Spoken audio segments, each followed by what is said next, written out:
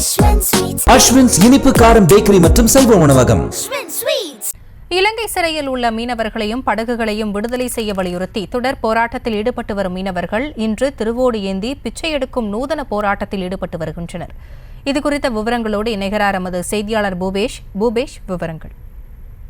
நிச்சயமா வணக்கம். ராமநாதபுரம் மாவட்டம் ராமேஸ்வரம் பகுதியிலிருந்து மீன் பிடிக்க சென்ற மீனவர்கள் எல்லை தாண்டி மீன் பிடித்ததாக கூறி கடந்த ஞாயிற்றுக்கிழமை என்று 5 விசைப்படகையும் அதே போல 32 மீனவர்களையும் சிறையில் அடைத்துள்ளனர். இந்த சம்பவமானது மீனவர்கள் மத்தியில் பெரும் கொந்தளிப்பை ஏற்படுத்தியது. இதையடுத்து தொடர் போராட்டமாக அந்த பகுதி ராமேஸ்வரத்தை அடுத்த தங்கச்சி மடம் பகுதியில் மீனவர்கள் தற்போது வரை போராட்டத்தில் ஈடுபட்டு வருகின்றனர். முதற்கட்டமாக தொடர் ஒரு நாள் உண்ணாவிரதம், அதே போல காத்திருப்பு போராட்டம், நேற்றைய தினம் கஞ்சி கட்டி திறக்கும் போராட்டம் என தொடர்ச்சியாக போராட்டத்தில் ஈடுபட்டு வந்தவர்கள் இன்றைய தினம் மக்களிடத்தில் தங்களுடைய வாழ்வாதாரத்தை கருத்தில் கொண்டு தங்களுடைய பாதுகாப்பை உறுதி செய்ய வலியுறுத்தி பிச்சை எடுக்கும் போராட்டத்தில் ஈடுபட்டனர். இந்த சம்பவமானது மீனவர்கள் மத்தியில் பெரும் பரபரப்பை ஏற்படுத்தியுள்ளது.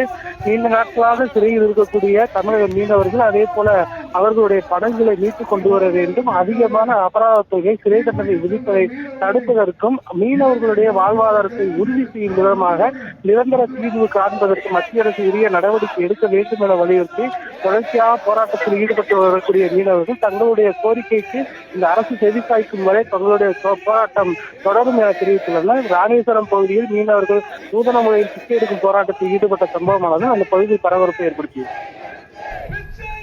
விவரங்களுக்கு நன்றி பூபேஷ்.